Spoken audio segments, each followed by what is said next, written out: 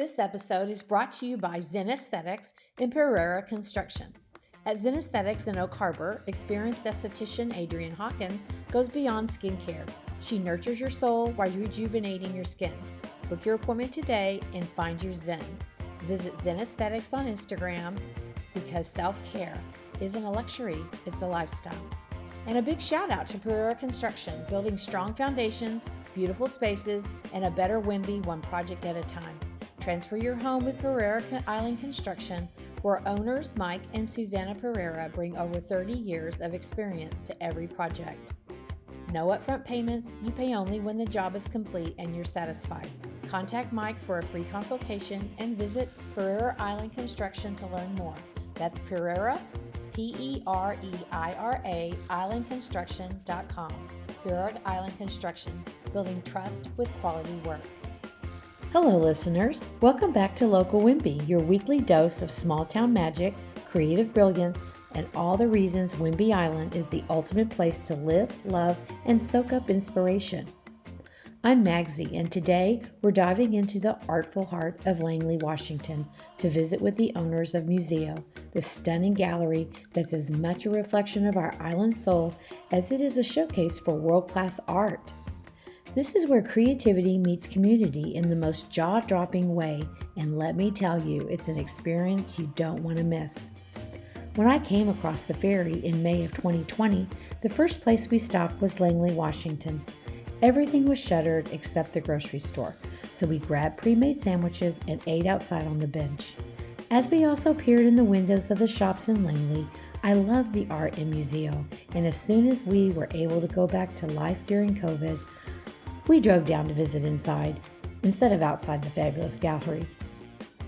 Behind Museo's sleek, welcoming doors, you'll find walls bursting with talent, from bold contemporary pieces to serene landscapes and stunning depictions of animals that capture the island's spirit. But what makes this place truly special isn't just the art, it's the story. It's the way Museo weaves together the threads of artists, locals, and visitors to create something far greater than the sum of its parts. Of course, the owners, Nancy and Michael, have their own story that you will not want to miss. In this episode, we'll uncover the magic of Museo, learn how it's become a cornerstone of Langley's vibrant art scene, and hear how it continues to inspire creativity across the island. From the visionaries who curate its exhibits to the artists who pour their hearts into their work, we're bringing you the inside scoop on what makes Museo a Whidbey Island treasure. I will warn you that, per usual, I interview in person with two mics. I don't have one again for myself, so I will sound kind of far away. It is a gallery with high ceilings. As always, I say it's about the story and not perfection.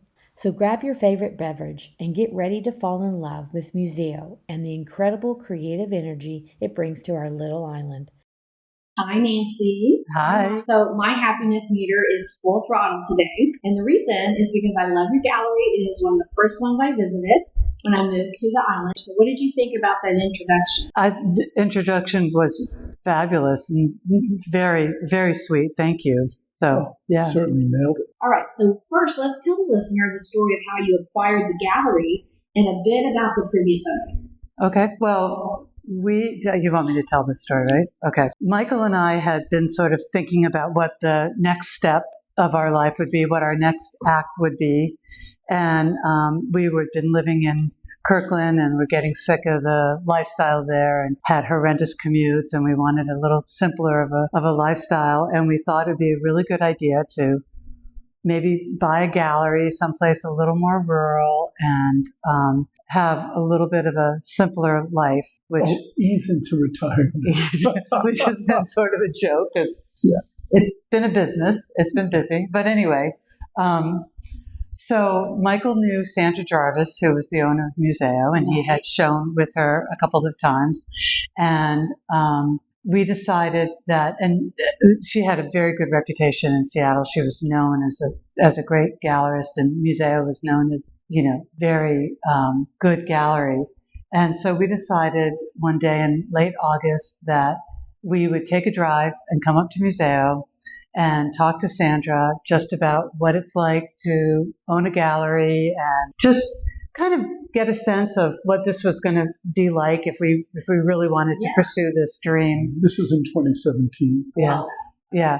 So, we weren't ready to make the move at all. There was a lot of family stuff going on, family health issues. It was, but we were just talking about it. So we drove up here and we sat down, and Sandra, who has always been nothing but generous, and she was, and really open with us. And she happened to be in the gallery, and there was nobody in the gallery, and we sat and talked for like an hour almost, right? We sat and talked for a long time and had this lovely conversation with her. And as we were walking out the door, Sandra said to us, "Yeah, every year there's always a talk about how I'm going to retire, but I'm not ready to do that yet." And Michael and I remember just standing, watching this happen. We were halfway out the door. And Michael turned and he looked at me and he said, "Well, if you ever decide to do it, let us know."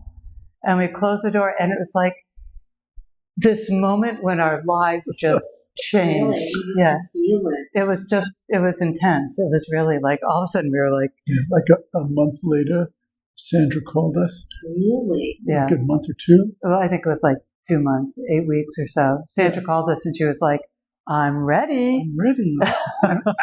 It was in October because she said, "I'm ready, and I'd like to sell it by the end of the year." Yeah.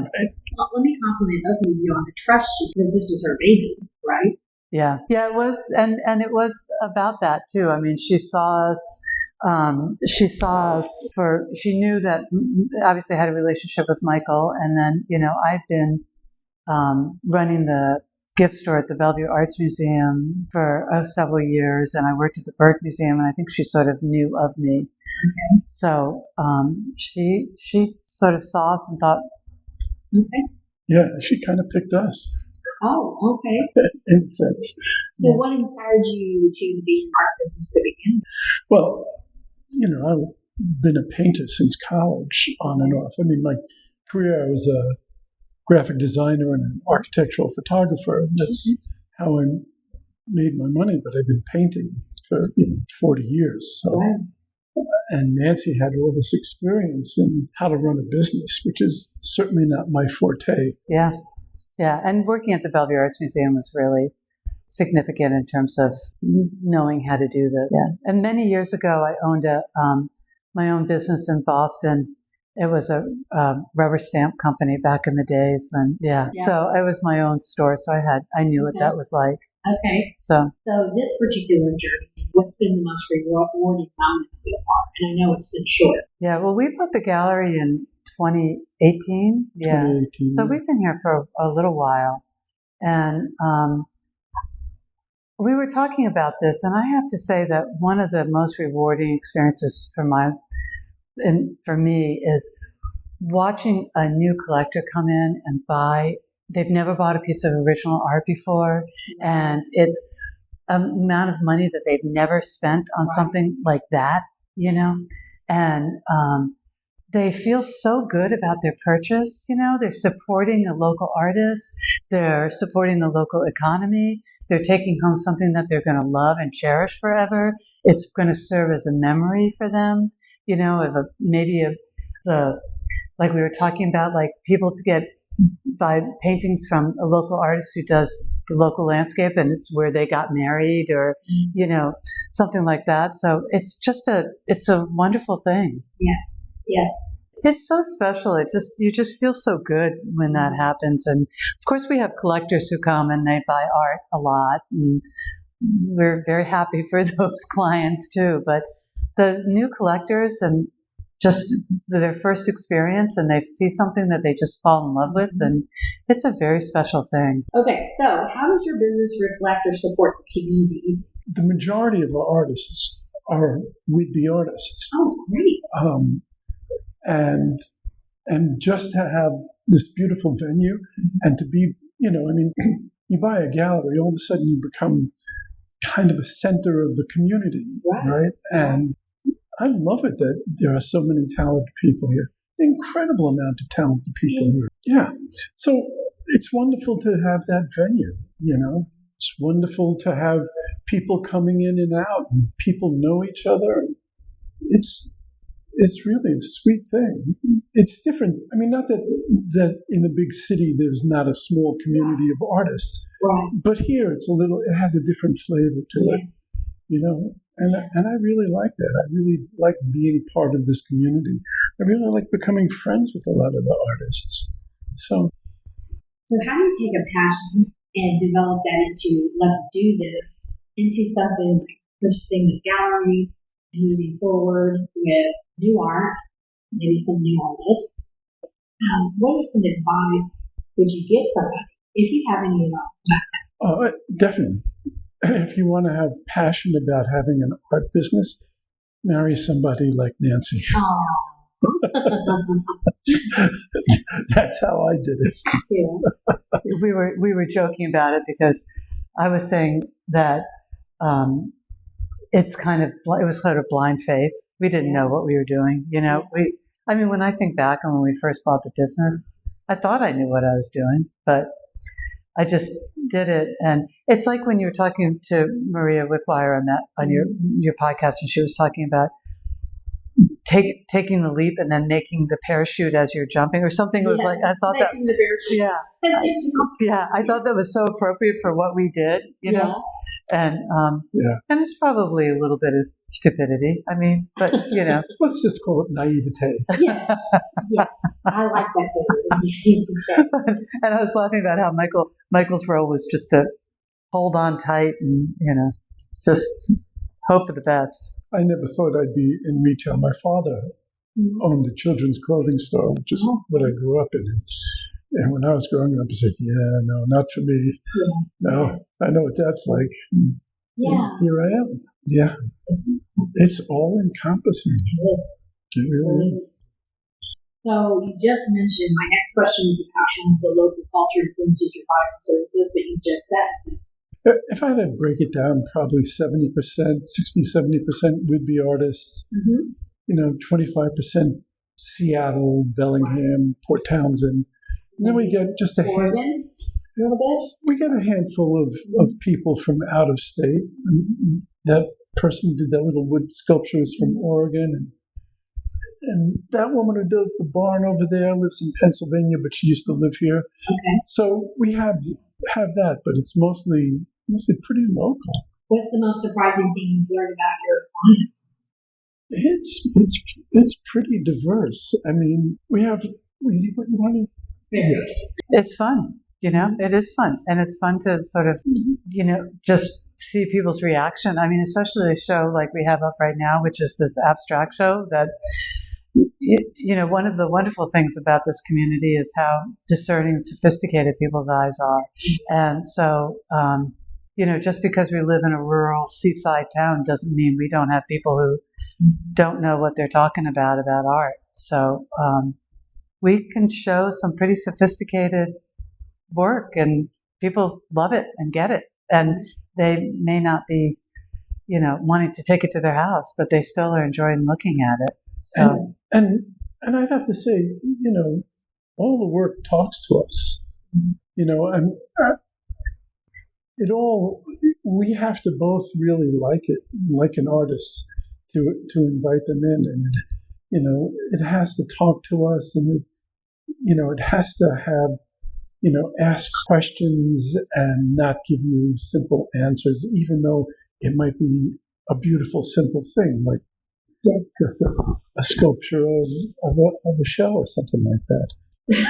So here's this wonderful thing that happens in our relationship. Michael went to art school and has a good sense of art history. I have sort of a working sense of things, but there's nothing more fun than going to a museum with Michael and saying, what the heck? Yeah. What is this? And he usually can sort of talk me through it and say, this is, important because of this and that and that and this, and talk about the history and how this person got to this place and all that kind of stuff. And it's a wonderful thing to experience that with Michael. And that's part of the beauty of running this gallery together too, is that we have that communication. There are times when I've been with Michael Dichter, who is usually incredibly accepting of most every kind of piece of art that exists and finds something in anything. He can find something that he can talk about and grab onto. Where I've been in a situation with him where he's looked at something and gone, ugh. But it's very few and far between. I'll give you the one dot on a wall rap sometimes. Please. Oh, you want it right now? Yes, I do, because my husband listens to this podcast. Who is it? Do you know who the artist is? No, I don't know who it is. But there's a whole movement of art called minimalism and color field paintings where you'll have just one color or an undulating color with nothing else in it. And, it's really hard to, you put me on the spot talking about a piece I never saw. There was a guy who did canvases that were 30 feet long, 8 feet tall, totally red, 1 2-inch stripe of blue on the right side, guys. And you have to look at it in context. Where does it come from? What came before? What came after? Because throughout the 20th century, a thing would happen, and you'd have a whole generation of artists paint in reaction to that thing, right? Like pop art came out of abstract expressionism, so when you get something that's so empty, the thing that you have to do is not look at it, judge it, and move on.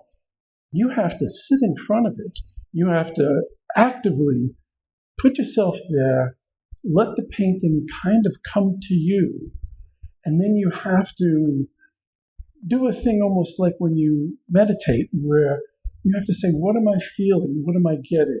What does this, here it is, it's simple, anybody can do it, which is, of course, not true.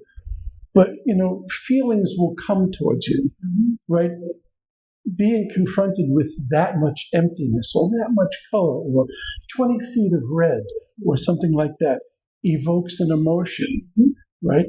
And then the secret or the challenge is to sit still with that, let those feelings and emotions come to you, and then take note of them. And that's how you appreciate that. Does it make you feel lonely? Does it make you feel this? Does it make you feel agitated? Do I still, and you just might come away from 10 minutes of sitting in front of painting, which is not an easy thing to do, and say, okay, I still think it's bullshit, right? And that, that'll happen. But that's how you look at art and appreciate, especially something so challenging as that. Very much. Or alone in the world. Or isolation. Or,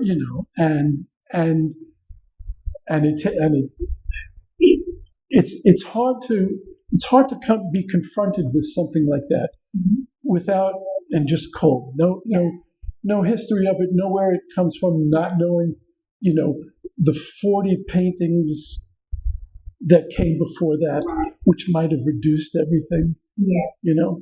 So it's hard.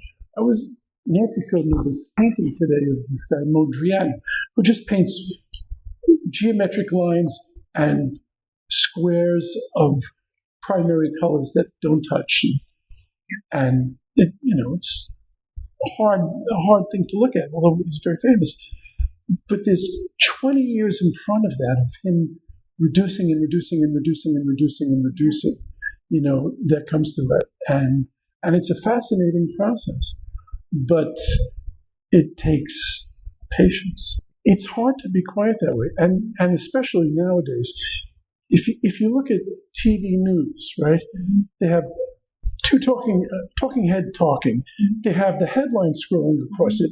They have another commentary scrolling across it. And depending on who you look for, there's a little thing on the thing that says the Dow Jones average and the temperature. I mean, that's a lot of information to come. And that's what we are trained towards. So, taking in a lot of stuff. So being confronted with 20-foot wall with one dot on it. It's a very challenging thing to do. Yeah. And sometimes you do that and you just say, okay, I don't like it anyway. I do that all the time. So as business owners, your business question, what one of the funniest or oh my God that has gone on, if you have any at all? Well, there is a thing that happened very, very soon after we bought the gallery. It's our second opening, I think. And everybody was coming in to check out the new owners, right? Yeah. Because it was a thing, right? Yeah. And this woman came up to me and she said, well, what do you think about owning the gallery? And I said, kind of tongue in cheek, I said, well, I'm realizing that I don't really own a gallery as much as I'm just a caretaker for Langley's gallery. And she looked at me very, very seriously without any humor and said, yes, that is a good way to look at it.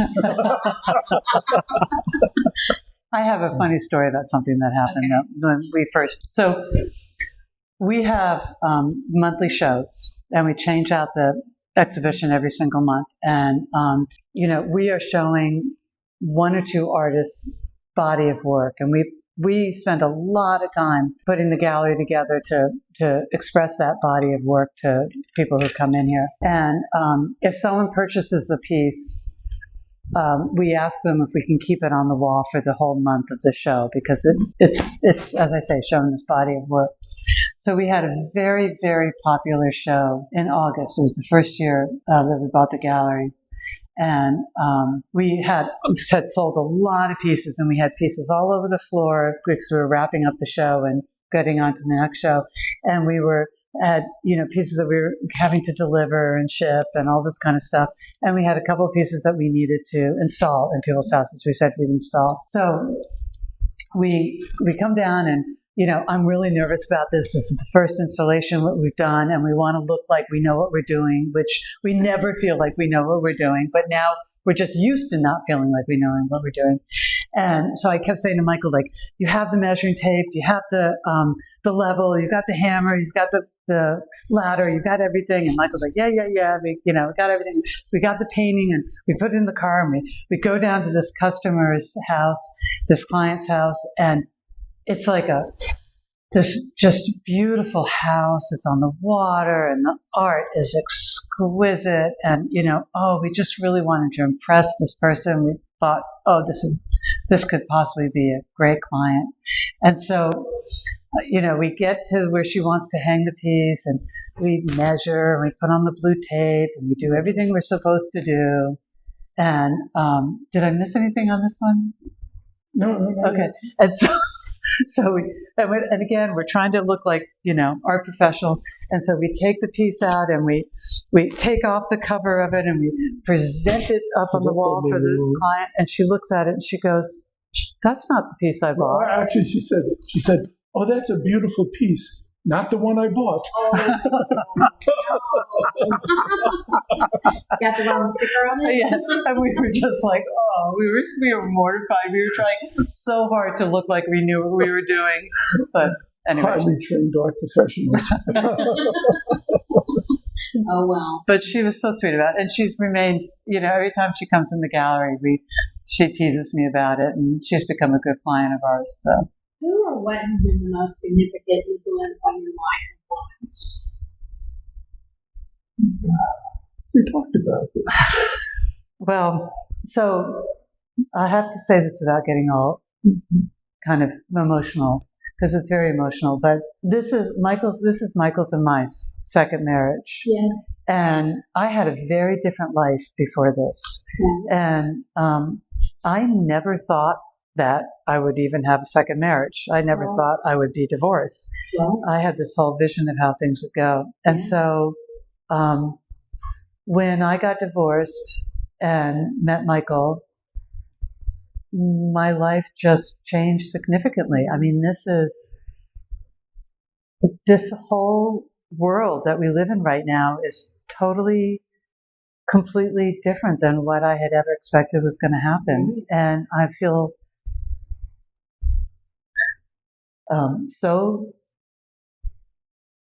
I hate that I get all emotional. So thankful. Good. It's just, I just do this no matter what. I feel so thankful and just blessed that we created this beautiful life together. So, yeah. That's great. Yeah. You don't do. So I was going to say, beat that. What are you going to say? Your teacher? Well, my high school history teacher did teach me how to drive a stick shift, so I was very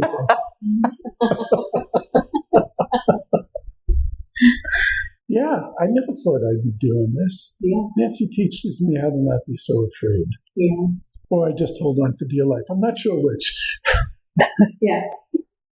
So let's talk about living on the island. What do you love most about living? For me, it's the community.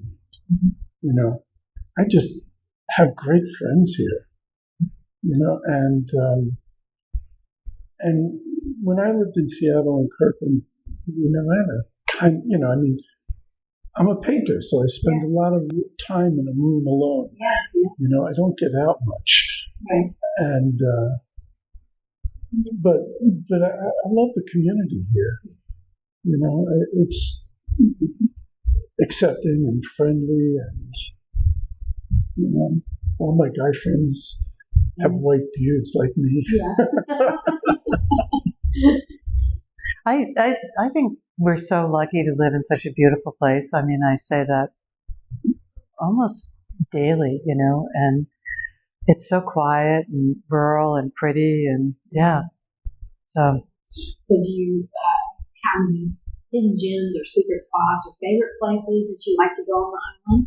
well, I'm a big walker. And so, you know, this is not a hidden gem, but I love going up to EB. You know, I just think I can't even believe that we have that here to experience. And I walk on the beach all the time. We have a sort of it's just a beach that nobody ever walks on that's down by our house. Yeah. And so that's my hidden gem. So did you happen to listen or see the podcast with P&W Bernie, the walker guy, photographer? No, I saw that was one of the ones listed. And I You'll thought, like that one. Okay. So he walks on the island every single day, and he either takes a video or he takes pictures, and he wants to be by himself.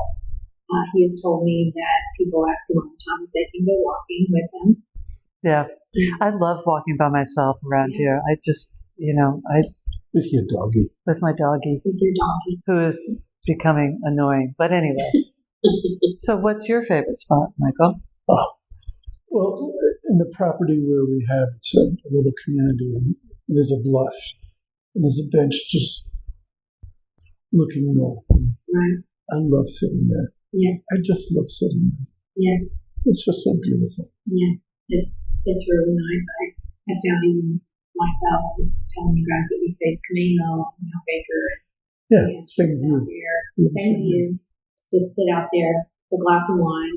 Right. When we bought the house, the people who sold it to us, who were acquaintances of ours, I remember going over there, and the first thing they said to us, it was a beautiful summer day, is like, come on, let's go out. And they took us out to the bluff to that little place, and we just hadn't drank wine. The house was, you know, back there, but, you know, I was like, oh, yeah, I like this. Yeah. Because it's gorgeous. So one of the questions I always ask is how do you hope the community as a whole, will grow or evolve in the next 5 to 10 years? Oh, that's an easy question for me. I really would love to see some younger faces on the island. So I know there's a community. I've met many of them and are friends with many of them, but I'd like to see even more. So. Yes. So very, very common. So Yeah. Young families. Yeah. Yeah, especially on the south end compared to Oak Harbor. Yes. Yeah. Yes. I know. I think about that too. Wouldn't it be? That would have been an incredible experience. So I grew up in a very rural town in Maryland, though. So I did have sort of that experience. But yeah. So as a whole, has this community taught you anything? Lesson learned, or just a vibe, a feeling that you How to slow down. How to slow down. Yeah. You the same? Well, Nancy doesn't know that story. Me neither. I am slow down here. About as slow down as I get. You know, I don't know what it is that sort of brings out the magic around here, you know. So I don't know what kind of lesson that is, but it does feel like there's sort of a magic and, you know, just sort of accepting that and allowing that to happen. Right. Yeah. So I'm very zen. You're very zen. You are. Well, I appreciate you both agreeing to this interview, and I've enjoyed it so much. I hope you did too. Yeah. I did. Thank you. I hope you got enough information. I did. Okay. It was very interesting, and again, I love this gallery, and it's just amazing. You guys have done a great job with the diversity of artists in here. So, listener, if you've never been down to Museo in Langley, you should. It's worth the drive if you're up north. All right, thank you. That's a wrap on another episode of Local Whidbey with Magsy. Whether you're all about island life or just island bound in spirit, I hope you all are audacious islanders. Yes, that is a plug for my merch. Thanks for tuning in and celebrating the people, places, and magic that make Whidbey Island so special. Don't forget to share the love, tell a friend, leave a review if you have something positive to say, and follow along for more stories from our audacious island. Until next time, keep it quirky, keep it local, and keep loving Whidbey. Looking to create a life filled with connection, creativity, and a little bit of audacious charm? At withmagsy.com, we bring people together in all the best ways. Join the Supper Club, where food, laughter, and great company make every gathering unforgettable. Tune in to the Local Whidbey with Magsy podcast, celebrating the small businesses and bold dreamers that make up audacious islanders and shape Whidbey Island. Transform your home with Spaces, a personalized interior styling service that reflects your style and brings your space to life. Ready to gather, be inspired, and make your space truly yours? Visit withmagsy.com today.